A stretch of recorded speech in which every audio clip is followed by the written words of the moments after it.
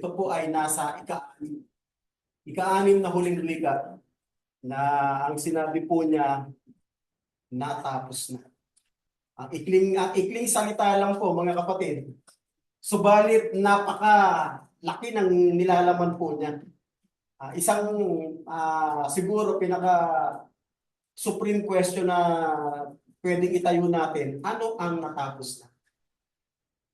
Yun ang isang pinakamalaking tanong na doon ay dapat na maisaisip ng isang mananampalataya.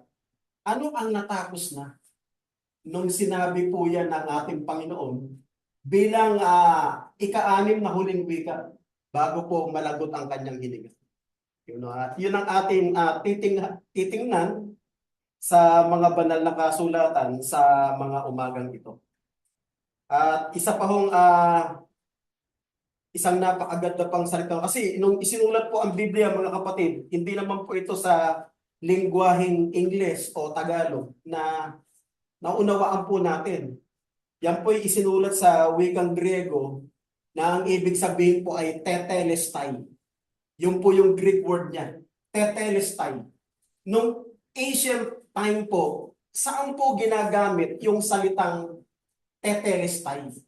Yun yung ating titingnan ngayon. Alam niyo po, ginamit po yan in ancient time sa tatlong pagkakataon, yung word na tetelestai, na may kinalaman doon sa ika-anim na huling wika na sinampit ng ating Panginoong Hesus bago po malagot ang kanyang hininga.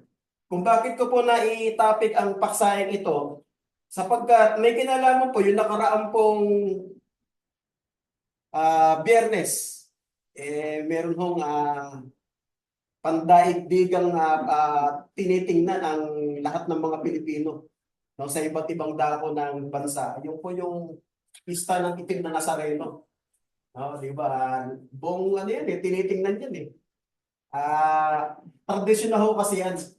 Nakagawin na kung saan nagresulta po ng 4 po yung namatay, sabi kahapon sa balita.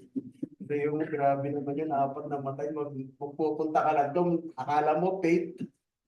Pero ang magiging resulta, 4 yung namatay, sabi po doon sa ospital, almost 120 yung mga nilapatan ng medical na pagtingin sapagkat marami yung na-injury. Dahil tulakan yan.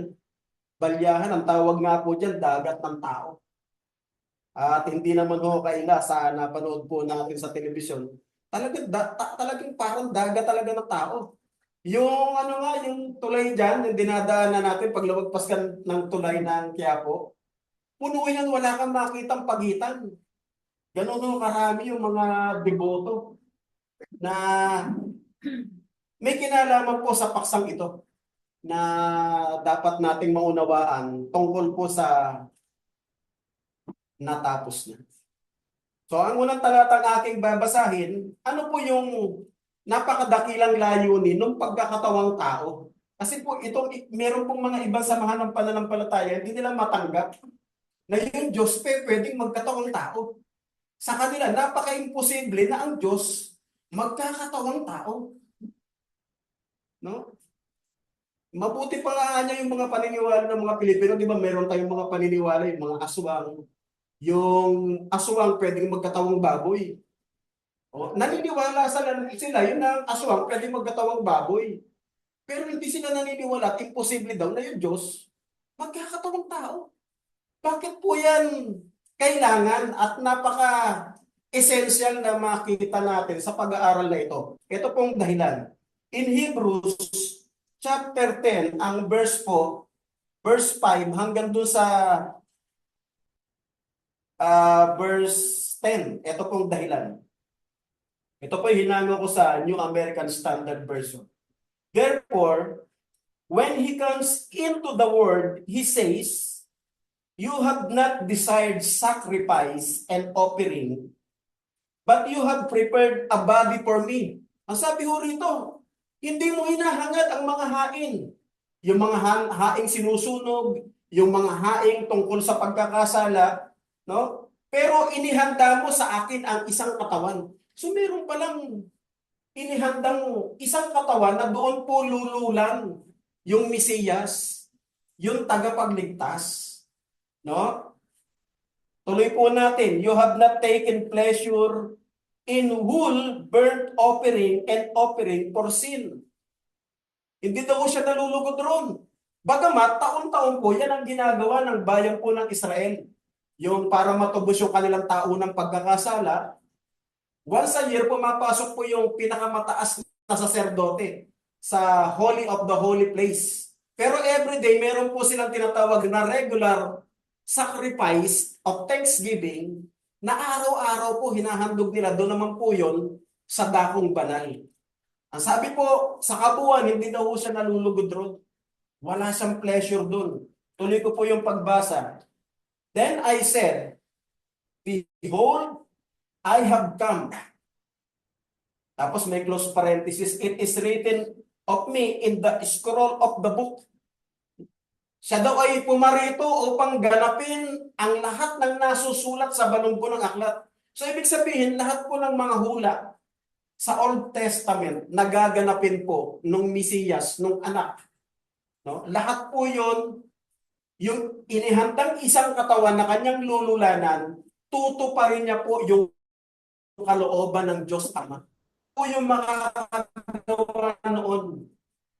No? Bagamat taon-taong ginagawa ito ng mga Israelita, kaya hindi po nalugod ang Diyos doon sa kanilang mga burnt offering, animal sacrifices for the forgiveness of sins. No? Sabi niya, wala akong kaluguran doon. Tuloy ko lang po yung pagbasa. To do your will, O God. Yung palang dahilan. Kinakailangan yung katawan po yun na inihanda. No? Lumulan siya ron para magawa niya yung kalooban ng Ama. Ang tanong, ano po ba yung kalooban ng Ama? Ito po. Tuloy ko lang po yung pagbasa in verse 6. After saying above, yung sinasabi daw po doon sa talatang mga nauna, kasi contextual po ang pagbasa eh. Minsan kasi may mga interpretasyon dito na hindi naman contextual. No? After saying above sacrifices and offering and whole burnt offering and offering for the sin you have not desired, nor have you taken pleasure in them, which are offered according to the law. So, kailanman hindi po siya ninasayan. Kailanman hindi po siya diyan nagkaroon ng kaluguran. Bagamat yan po nasa batas na palagi ang ginagawa. At sabi niya, then he said, behold, I have come to do your will. Pumarito ako para gawin ang kalooban mo. He takes away the purse. Ito po, minsan ang interpreter, dito nagkakaroon ng interpretasyon ng mali eh. He takes away the purse. Meron pong interpretasyon ng iba dyan.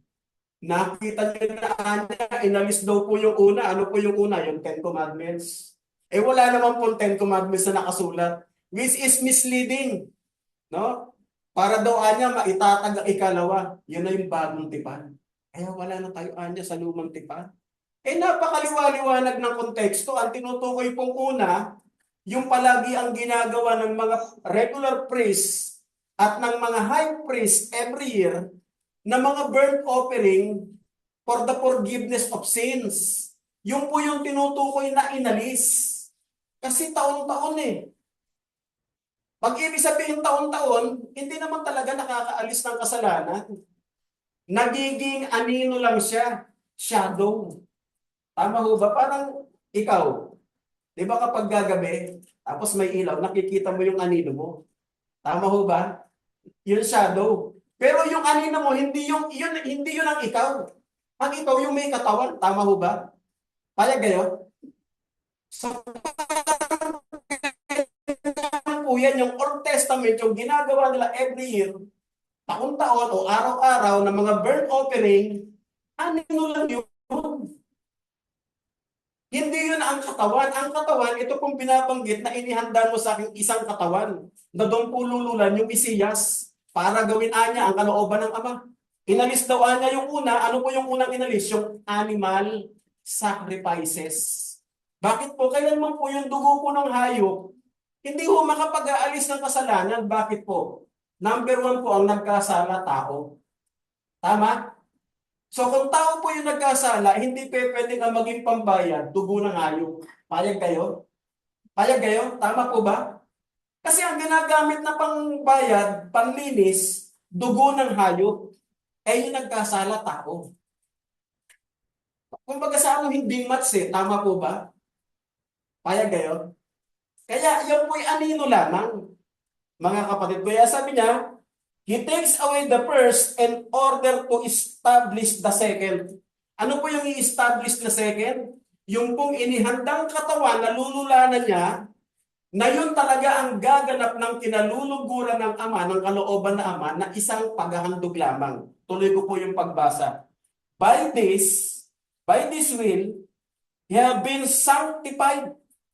O we have been sanctified. Tayo daw pong mga mananampalataya, pinapaging banal sa pamamagitan ng paghahandog na iyon. Through the offering of the body of Jesus Christ, once and for all.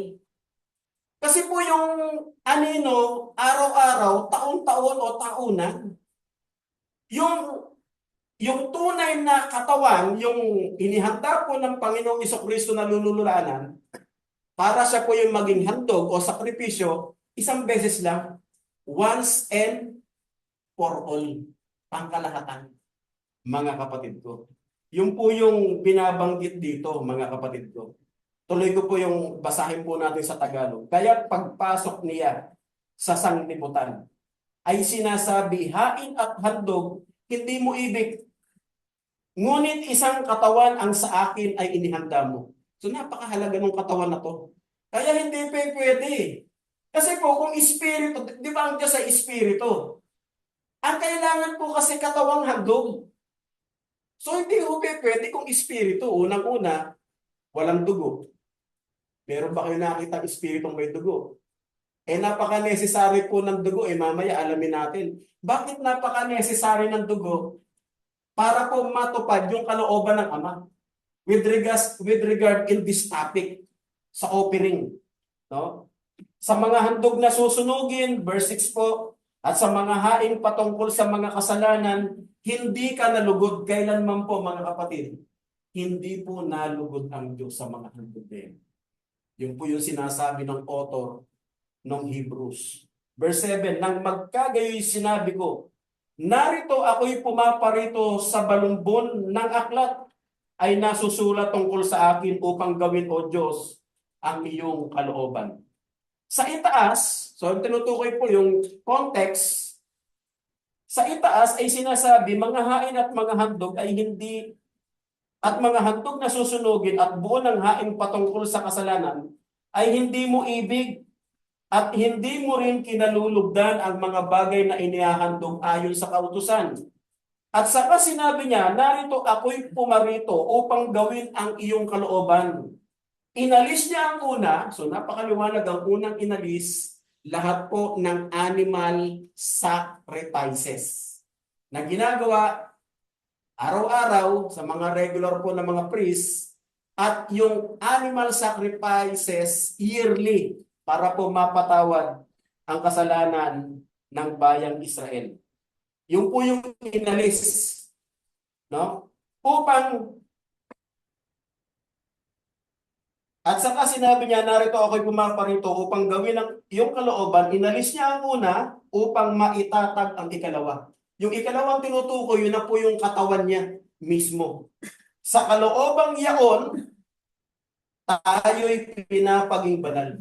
Kaya po ang bawat isa pong mananampalataya, mga kapatid, kapag ka po yan nababautismohan, bawat isa po dyan pinapaging banal sa pamamagitan po ng pagkahandog ng katawan ng ating Panginoong Jesucristo. Sa kaloobang yaon, tayo'y pinapaging banal sa pamamagitan ng pagkahandog ng katawan ni Kristo na minsan at magpakailanman. Kaya nga po, mga kapatid, nung magkatawang tao na yung ating Panginoong Jesucristo, nung nakita po yan ni Juan Bautista na lumalapit sa kanya para po magpabautismo, ano po sinabi niya nung nakita po ni Juan? Tingnan niyo po ang sabi niya sa Aklat ng San Juan, chapter 1, verse 29. Ito po sabi niya, the next day, he saw Jesus coming to him and said, behold, the Lamb of God who takes away the sin of the world. Tingnan niyo po, sinabi po ng pahayag ng pananampalataya ni Juan Bautista. Nakita niya, pumupunta sa kanya yung pinsan niya eh. Pinsan niya po ito in physical na usapan ha. Pinsan po ni Juan Bautista si Jesucristo sa physical. Nakita niya isang araw, pumunta sa kanya ang Panginoon. Ano po yung sinabi niya? Sabi niya, nang kinabukasan nakita ni Juan si Jesus na lumalapit sa kanya at sinabi, narito ang kordero ng Diyos na nag-aalis ng kasalanan ng sanglibutan. Di mo ba sa Old Testament ang requirements pag maghahandog ka ng kordero, dapat unblemished, walang kasalanan, tama ho ba? Tanging ang Panginoon lang po ang walang kasalanan. Perfect. Ang sabi po ni Apostol Pedro, hindi kinasumpungan ng daya ang kanyang bibig. Chapter 1 po ng 1 Peter, di ba?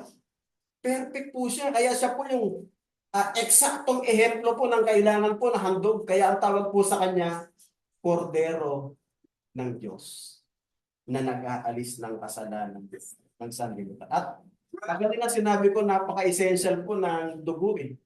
Kasi kung pupunta po siya rito, doon po sa talagang kalalagayan ng espiritu, hindi mo maaari. Bakit po? In Hebrews chapter 9, verse 22, ito pong sabi. And almost all things are cleansed with blood. Ang sabi niya, halos masasabi ko lahat ng bagay nililinis ng dugo. According to the law. And without, kung wala daw po yan and without shedding of blood, there is no forgiveness.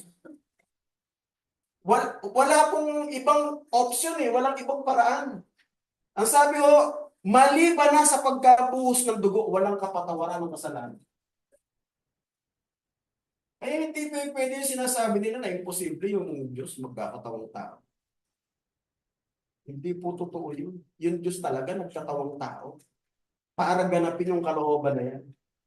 Ayon sa kautosan, sabi po in Hebrews 9:22, yung Tagalog version, ay halos masasabi kong lahat ng bagay ay nililinis ng dugo at maliban na sa pagkabuhos ng dugo ay walang kapatawaran.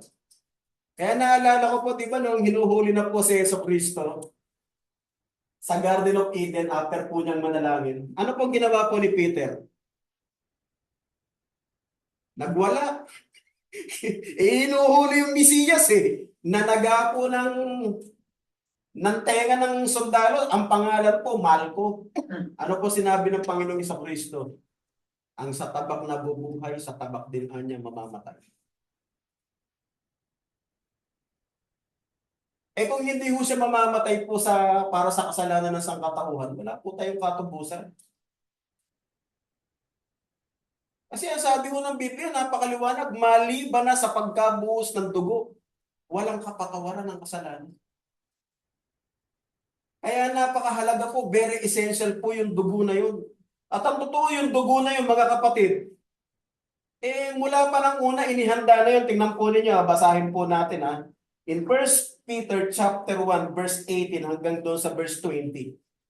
Sabi po ni Pedro sa mga mananampalataya noon na naakalat po sa pananako po ng imperyo ng Romano sa dako po ng Asya. Sabi po niya in chapter 1 verse 18 to 20, knowing that you were not redeemed with perishable things like silver or gold from your futile way of life inherited from your forefathers, but with precious blood of the Lamb, unblemished, walang kasalanan. Yan po yung ating Panginoong Jesucristo. And spotless, the blood of Christ. Kailan pa po yan inihanda yung dugo na yan? Kasi may mga paniniwala ang iba kung kailan lang daw anya nagkatawang tao yung Panginoon. Doon lang daw po na-prepare yun. Ito po, notice this verse na susunod, yung 20. For He was foreknown before the foundation of the world. Inihanda na daw po yan ng Panginoong Diyos bago pa daw anya itatag ang sanlibutan. Nakahanda na po yan. Alam mo kasi ng Diyos yan na ang Diyos, yung tao, binigyan niya po ng free will of choice. Di ba kapag free will of choice, hindi ka robot, tama ho ba? Kasi pag robot, kapag sinabi ng Diyos kaliwa, wala kang kalayaan, wala kang karapatan, wala kang rights. Di ba? Eh doon mo nga mas ma-exercise yung faith mo kapag may free will of choice ka. Tama ho ba? Doon mas lalong na-exercise yung faith. Kasi kung robot ka, para sa papananampalataya, kasi lahat ng gagawin mo, nakaprograma kung ano yung gusto ng Diyos. So doon mas lalo pong na-exercise natin yung faith natin. Kaya sabi niya, for he was foreknown before the foundation of the world, but has appeared in these last times for the sake of you. Para po daw sa kapakanan natin. Nahayag niya, mga kapatid ko. Na inyong nalalaman kayo'y tinubos, hindi ng mga bagay na nangasisira, ng pilak o ng ginto, mula sa inyong walang kabuluhang paraan ng pamumuhay na ipinamana sa inyo ng inyong mga magulang. Kundi ng mahalagang dugo ng gaya ng korderong walang kapintasan at walang dungi sa makatuwid bagay ang dugo ni Kristo, na nakilala nga ng una bago itatag ang sanlibutan. So napakaliwanag. Bago pa daw itatag yung sanlibutan, nandyan na yan. Nakahanda na. No? Ngunit inihayag sa mga huling panahon dahil sa inyo. Kaya po, let us visualize this event. Nung nakapako na ang Panginoong Jesucristo, i-press po natin yung utak natin. Sinabi ko niya, it is finished. In chapter 19, verse 30. Basahin ko lang po. Therefore, when Jesus had reserved sour wine, yung suka, kasi ang sabi niya po in the fifth last word, I thirst. Nanguhaw ako. Imbis na ibigay sa kanya tubig, ano pa binigay sa kanya? Suka. No? So ito po yung sumunod na sinabi niya. Pagkatapos po niya matanggap yung suka na yon, he said, it is finished. In Greek word, tetelestai, mga kapatid. Yung word po na tetelestai o naganap na sa Tagalog ay nangangahulugan po, mga kapatid, from the Greek word meaning to bring to completion or accomplish. Kumbaga sa ano, complete, ganap na, gusto na, wala nang kailangan. Ngayon po, in ancient time, mga kapatid, paano po ginamit yung word na tetelestai? Number one po, ito po, naituro na rin to ni Brother Jim na nung prime pa niya, nung malakas pa ho siya sa Pasay, minsan po, madalas po dinuturo niya sa amin sa preacher seminar. Number one po, first term na pinagamitan, in business transaction. In ancient time, pag ikaw negosyante, nangutang, halimbawa, mangungutang ako ng pangpuhunan ko, magtatayo ako ng negosyo. Halimbawa, ang itatakbo ng panahon ng bago ma-pull mo 10 years o 1 decade, nag-i-issue po sila ng receipt. Ang nakasulat, pagka nabayaran mo na ng buo, tetelestai. Na ang ibig sabihin, no, mga kapatid, which meant the debt is fully paid. Tetelestai. Yung pagkakautang mo, no, ganap na at buo mo nang nabayaran. Tetelestai. Doon po ginamit yun. Ikalawa po, mga kapatid, ginagamit po yan in judgment, in court system. Yung word na tetelestai, ginagamit po in court system. No? Which meant, the sentence is fully served. Halimbawa po, ako nahatulan.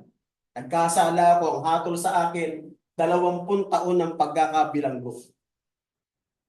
Di ba kapag lumalabas yung mga preso, may ini-issue na kasulatan, ibig sabihin parol. Di ba? Hindi ka nahabulin ng batas kasi ganap mo nang na-serve yung sentensya mo. Yun yung pangalawang meaning niya in ancient times. In court system, para sabihin, tetelestai, no? yung iyong pagkakabilanggo ay ganap mo ng napagsilbihan. Was fully served, mga kapatid. Ikatlo, yung pinakalas, during ancient time, pag sinabing tetelestai, ginamit po yan in military term.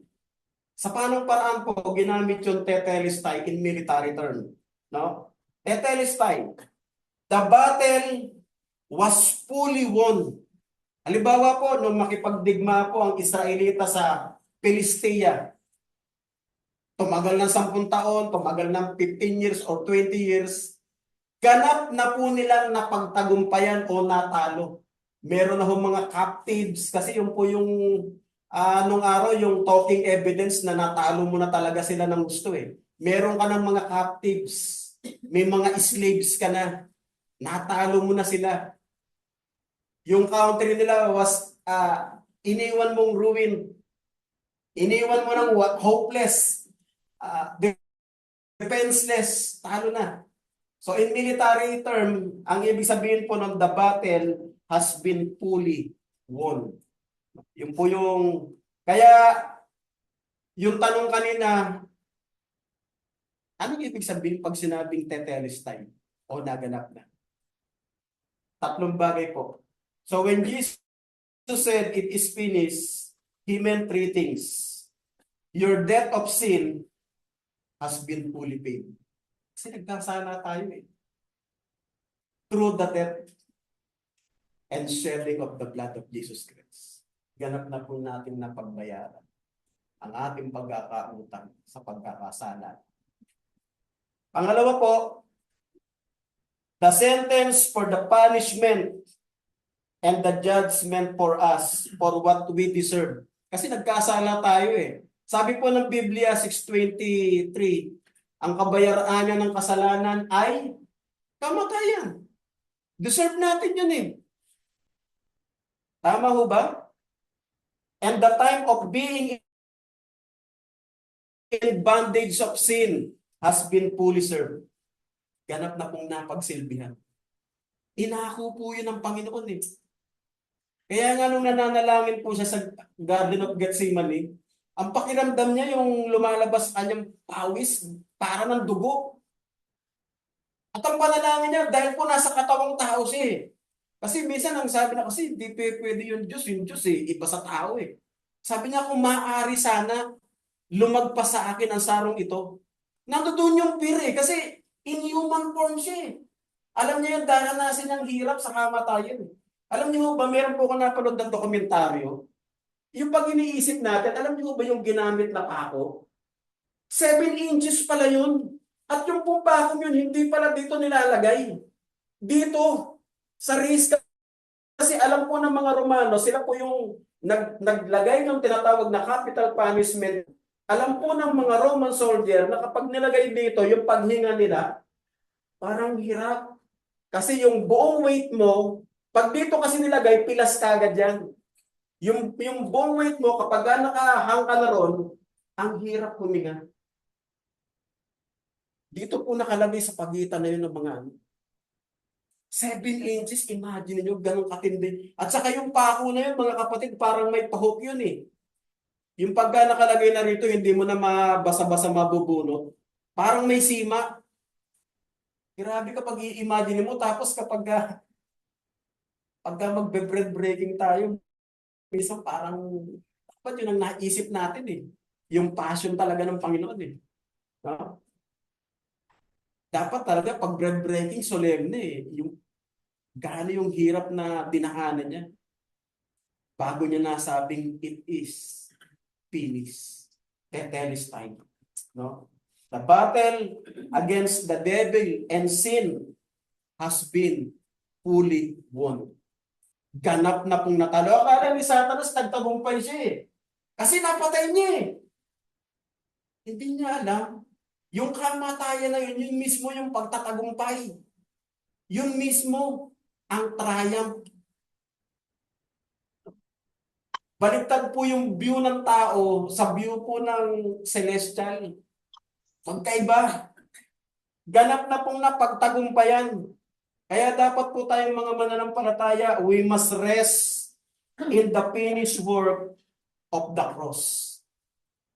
We must rest in the finished work, tetelestai, of the cross, na pinulpil po ng ating Panginoong Jesucristo.